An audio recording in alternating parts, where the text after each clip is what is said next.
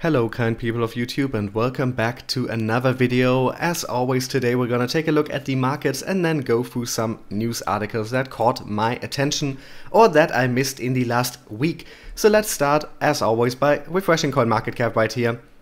And it is not the most exciting day in the crypto markets. We see pretty much everything moving sideways, best exemplified in the market cap. Today the market cap is about 217 billion US dollars. That is more or less the same we saw yesterday at 218 billion, the tiniest little amount of movement here.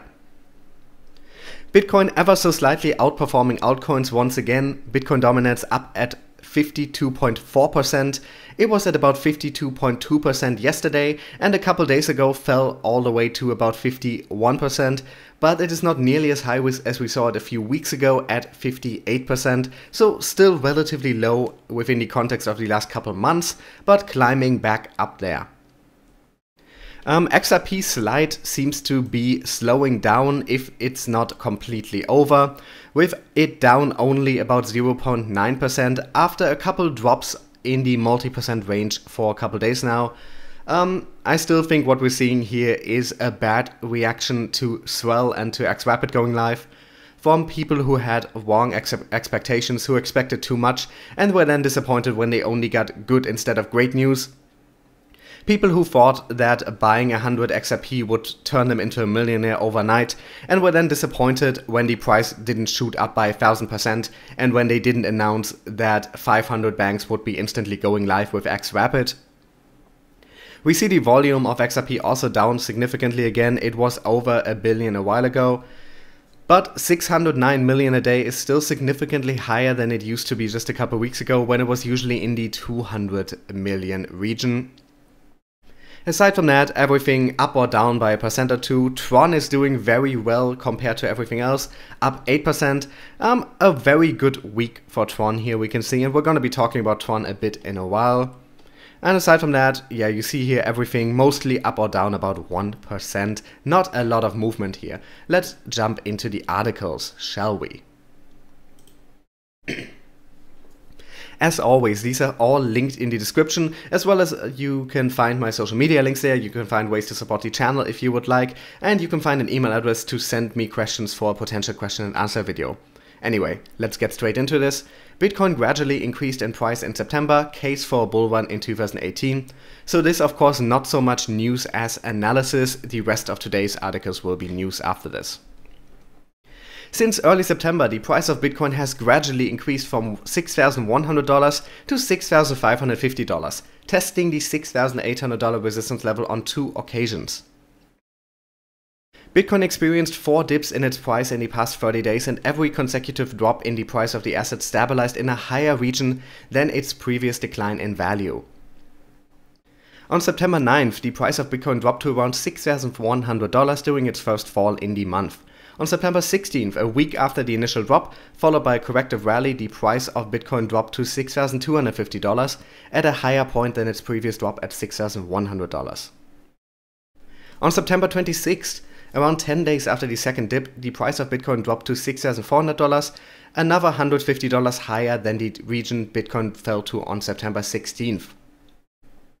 On October 4th, its latest minor drop in price, Bitcoin dropped to the higher region of $6,400.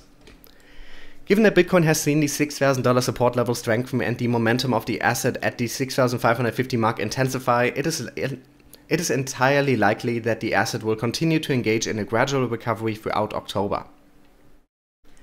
A rapid increase in price from $6,000 to a higher region like $7,000 or $8,000 in the short term, similar to its movement from $6,800 to $8,000 earlier this year, is not likely due to the decline in its volume. On October 6th, CCN reported that the volume of Bitcoin fell from 4 billion to 3.2 billion on CoinMarketCap and from 2.6 billion to 2 billion on Shapeshift's CoinCap.io, suggesting that an exponential increase in price of Bitcoin is not in play in the short term. If Bitcoin continues to sustain its momentum it has demonstrated throughout September, it is possible that it can break out of the $6,800 resistance level and potentially eye an entrance into the $7,000 mark.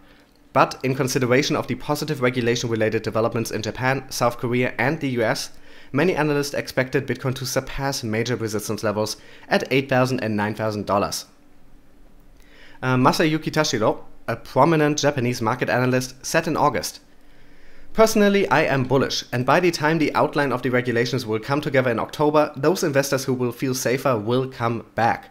I hope things won't get as overheated as last year, but I believe Bitcoin can win back the value of 1 million yen. That is currently slightly more than $9,000 in range." Bitcoin and the rest of the crypto market has dropped 69 to 80% of the valuation in the past 9 months, recording some of the steepest falls in value in recent years. A short-term bubble is often followed with a gradual recovery in value, volume, and market demand. Although the market has started to demonstrate seller fatigue and clear signs of a bottom in the low range of $200 billion, a gradual recovery could be more beneficial for Bitcoin in the long run. So I think this is an important article to take a look at, because it's easy to have a pessimistic outlook if you're seeing the markets day to day seem to move sideways or down a bit.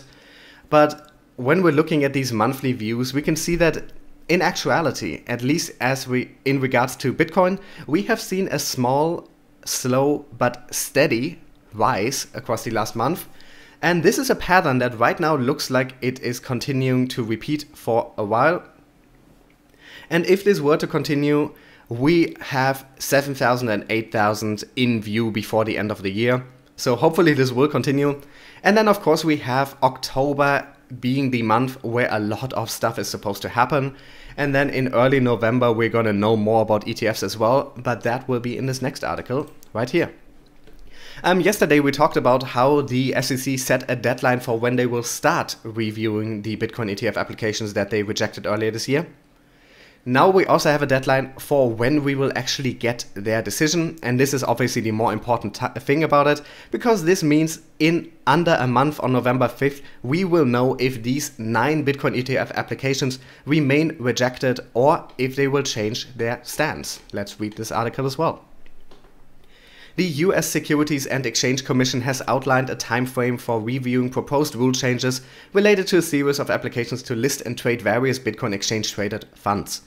The review period affects 9 separate ETFs that have been proposed by 3 different applicants, according to documents filed by the SEC yesterday, October 4th.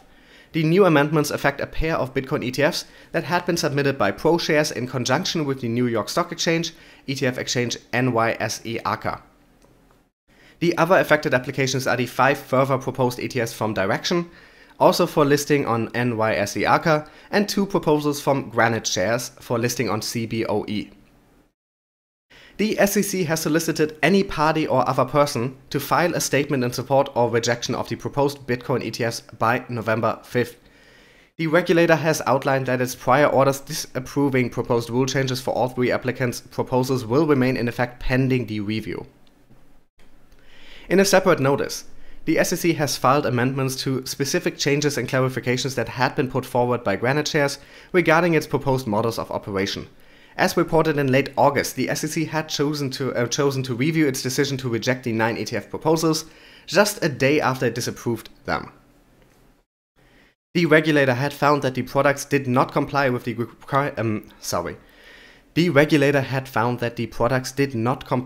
requirements by the Exchange Act Section 6b-5, in particular the requirement that a national securities exchange's rules be designed to prevent fraudulent and manipulative acts and practices.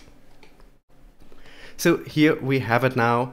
The review period ends on November 5th, and then very shortly after that we should have some definitive news. A lot of people are very hopeful that they will approve at least one of these, especially with at least one more commissioner on the board now who is very pro-crypto. We will see what will happen then. This is pretty much what a lot of people are citing when they say that they think the Bitcoin price is going to explode soon. They are expecting them to review these applications and say, yes, we accept them this time, we revert our previous opinion. And next up, sidechains are bringing ICOs to Bitcoin, and that might change crypto funding. Now, so far we don't really see ICOs on Bitcoin because the technology isn't really there. That is going to change now with some new technology applied to it. And this is a relatively long article, very interesting, brings up a lot of good points and goes in depth about the technology, the surroundings, the context. I'm just going to read the beginning of it so you get a general idea, but if you want to read the rest of it, click on that link in the description and give the good people of CoinDesk your attention. By the end of the year, an initial coin offering or ICO will be launched on Bitcoin. You heard that right, on Bitcoin. While Ethereum, the second largest blockchain by market cap, and other smart contract protocols have been the choice for the majority of entrepreneurs interested in creating new crypto tokens, with a sidechain created by RSK, Bitcoin will now have the ability to host the new fundraising mechanisms as well. So gotta keep in mind here, this will happen on a sidechain. In fact, the original concept of an ICO was first started on the Bitcoin blockchain itself back in 2013, though with comparatively limited blockchain infrastructure to that of Ethereum today, by self-proclaimed inventor of the idea, J.R. Willett, who raised a total of $500,000 for the token Mastercoin, later renamed to Omni.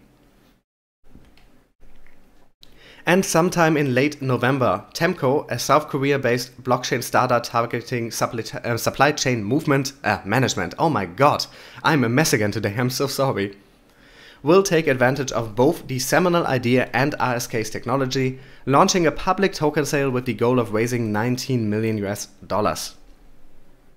Stepping back, RSK has been working on its Turing-complete smart contract sidechain for Bitcoin since early 2016. These smart contracts are written in the same dominant language as Ethereum, that being Solidity. And the network is fueled by a Bitcoin-packed cryptocurrency dubbed Smart Bitcoin or SBTC. Still in beta, only a handful of crypto projects are deploying smart contracts on the RSK sidechain currently. However, given time, Temco CEO Scott Yoon, I hope I pronounced that correctly, and Head of Business Development Joey Cho said they believe Bitcoin will soon attract a greater number of blockchain projects and one day have the same function like Ethereum. Yoon is adamant that Bitcoin possesses the potential to become much more than just payment cryptocurrency, seeing the upcoming launch of Temco's ICO as indicative of this. Speaking to CoinDesk, he said, RSK will be dominating the smart contract ecosystem, and for Bitcoin that will open another era of Bitcoin like Ethereum.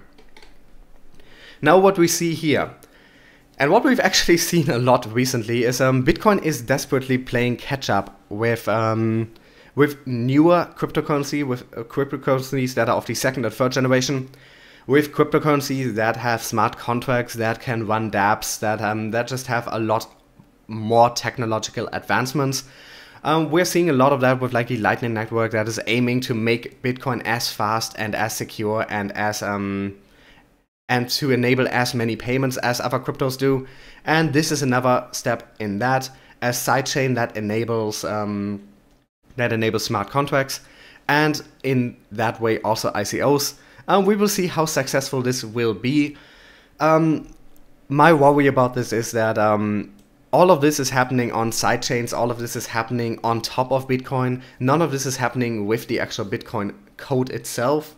How secure this will be seen, how willing people will be to use these projects when they can use cryptocurrencies that have these concepts directly integrated into the tech that aren't patched together like this. And the additional problem with Bitcoin is there's a lot of purists out there who want Bitcoin to remain exactly the way it is and to only want to use the core blockchain, who don't want to use these sidechains, who don't want to use other tech running on top of it.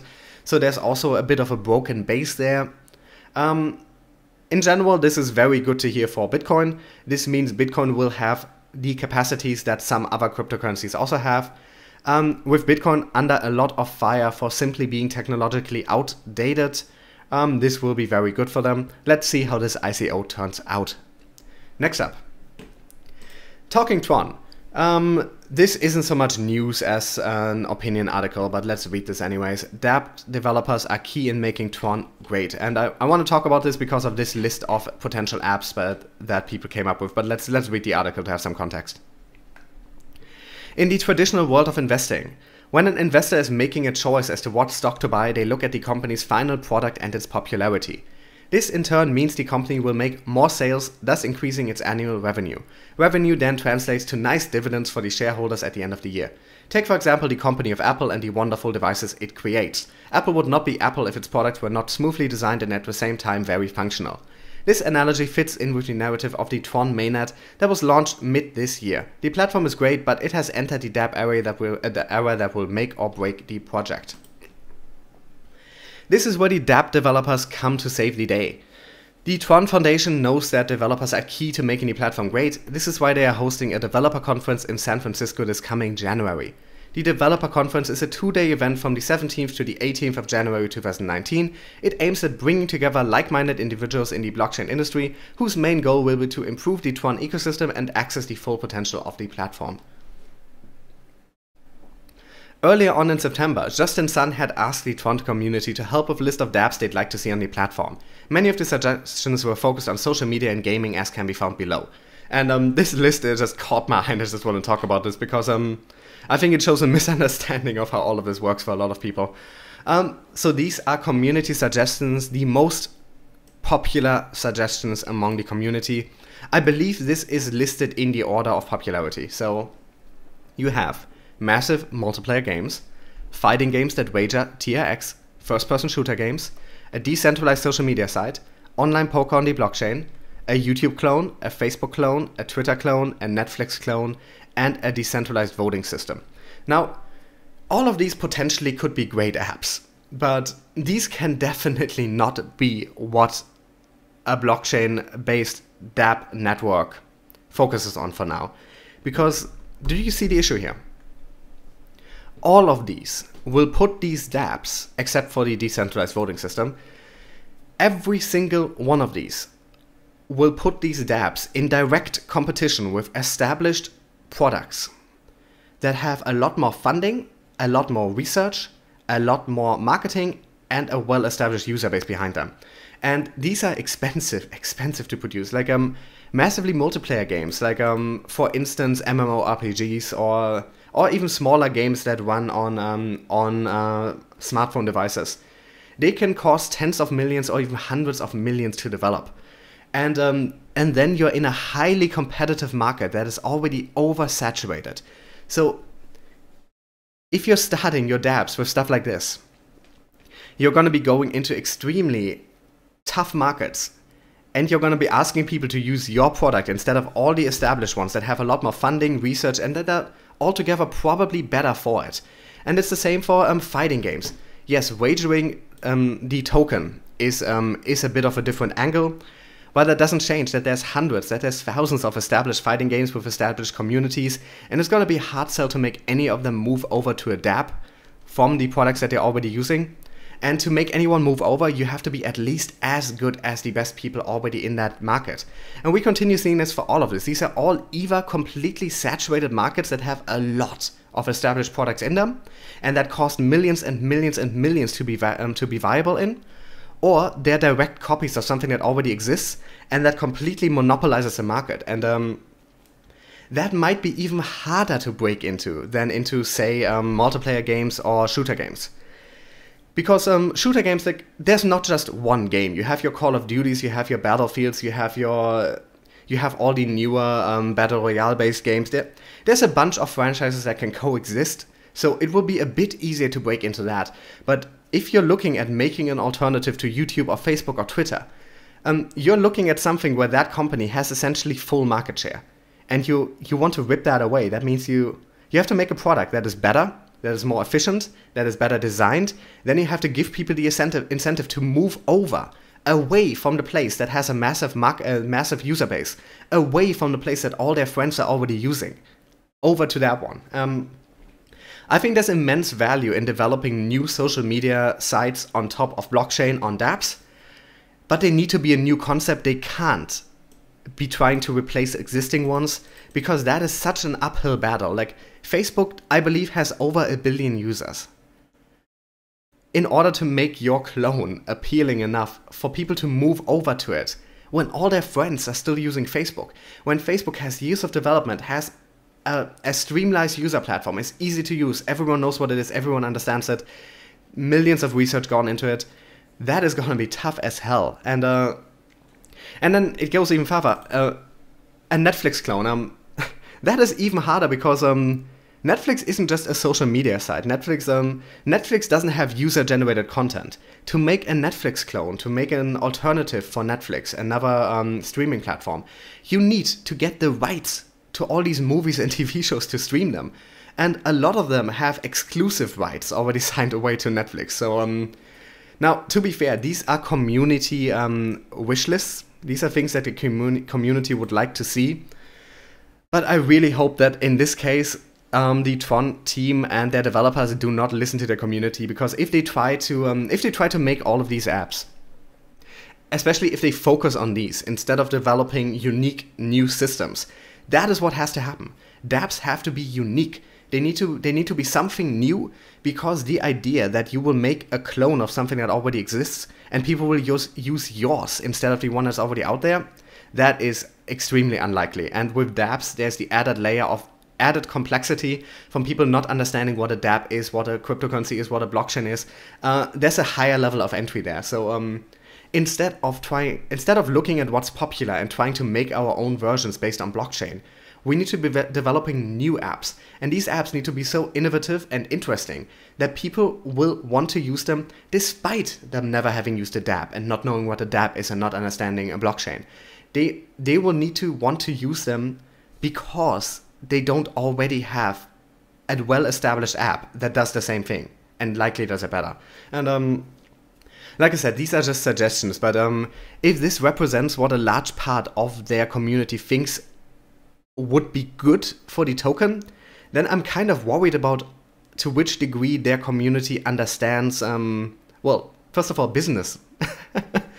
Because to be competitive in any one of these, and you need to be competitive if you want to make dApps that actually find mainstream adoption, you need to invest tens of millions, if not hundreds of millions, and even then, there are a plethora of issues. And instead of supporting companies that are developing dApps that are clones of something that already exists, almost certainly inferior clones, we should be celebrating new ideas, innovation, diversity within our blockchain community. And I hope this is not really representative of the TRON user base of what they think good steps would be, because they will be disappointed when TRON actually moves in an intelligent business direction and actually and when they engage with developers to produce something that actually has a shot.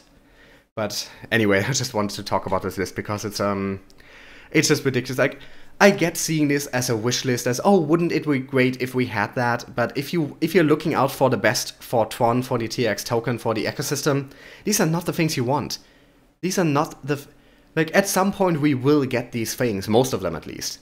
But these are not the things that will cause mainstream adoption for TRON. And focusing too much on these might actually ruin the ecosystem. Because all these developers who are developing these clones, these apps that no one really needs, that the mainstream isn't going to use, they could be working on something unique that you can only do on blockchain, that will amaze people and that will draw people in. And I hope we focus on that instead. Anyway, but last but not least, Venezuela. It has been a running gag for a while now that it's unclear if Petro, their digital cryptocurrency that is government issued, even exists. Now they're apparently moving ahead with it, but there's still questions. So let's read this together and then I'm gonna end the video. Venezuela's President Nicolas Maduro recently announced the official launch of the Petro cryptocurrency. In a follow-up development, the government says payment for travel passports will now be made in Petro. According to RT News, the Petro public sale commences on November 5th, more than 8 months after its pre-sale in February. For the president, the state-issued cryptocurrency is a vital part of his administration's economic recovery plan. Keep in mind, Venezuela, hyperinflation, their traditional currency, their fiat currency is essentially worthless now, and they saw millions of people moving into crypto, so they just decided we're going to start our own token so people won't be buying Bitcoin instead. Because anyone buying Bitcoin instead of anyone trying to pull out of their fiat currency and putting their money into traditional crypto instead, that is money flowing out of their economy, and they want to keep the money within their struggling economy. In a recent tweet, The Venezuelan president described the Petro as strengthening the country's economic revival. He also said the controversial cryptocurrency could cause a paradigm shift in global tokenomics. Yeah, that is not gonna happen. According to him, the Petro will usher in novel forms of monetary exchange, trade and finance. Venezuela's Petro is reportedly backed by the country's mineral resources, including oil. When first announced, each Petro coin was said to be backed by 1 barrel of Venezuela's estimated 5 billion barrels of crude oil reserves. In a related development, Venezuelans looking to obtain travel passports will now need to pay for them using the state-issued cryptocurrency. This move appears to be yet another attempt to enhance the cryptocurrency status as legal tender in the country. In mid-April, the president ordered all government institutions to begin accepting the Petro. According to the South China Morning Post, travel passports now cost 2 Petros, which is $115 or 7,200 bolivars. This amount is roughly 4 times the country's mean minimum wage, making it yet another hurdle for many looking to escape hardship in the country. Now keep that in mind.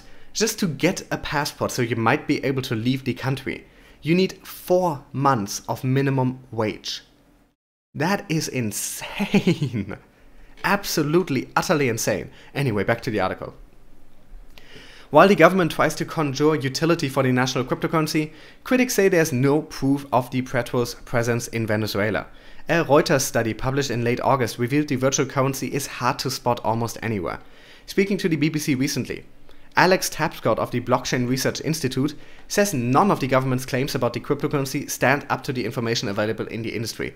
Commenting further on the matter, he added, "The government says each unit of the Petro is backed by oil, but we have no proof at all. There's very little technical information about it." And then the final part here. Will this public launch finally transform the Petro from a government PR stunt to something more tangible? Or is the project doomed to fail as almost everyone says? Let us know your thoughts. Well, we're not going to talk about the comments here. Now this is just, it continues looking very bad for Venezuela. But it's also Venezuela's government and their president in particular is well known to be corrupt. And so there could be a million ulterior motives for this. To me, it looks like the president desperately wants to stop money from escaping their country.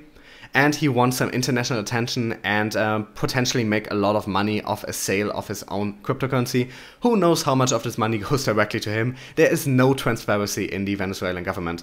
But so far it seems to be failing utterly. Like, the government accepts the Petro, but apparently not a lot of people were paying with it because otherwise they wouldn't be forcing people to now use it.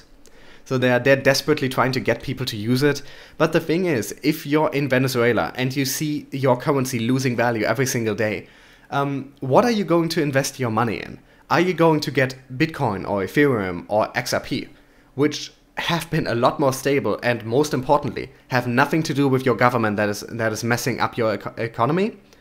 Or are you going to buy something else coming from the same government that just messed up your economy and caused hyperinflation? Yeah, I think it's pretty obvious. But yeah, that is where today's video is gonna end. I hope all of you are having a wonderful weekend, and I'll be talking to you guys soon. Make sure to subscribe if you want more videos like this. I do them every single day. If you like them, you can support the channel. There's stuff in the description. All the links to the articles also in the description, as well as my social media links and an email address for questions. Thanks for watching. I'll talk to you guys soon.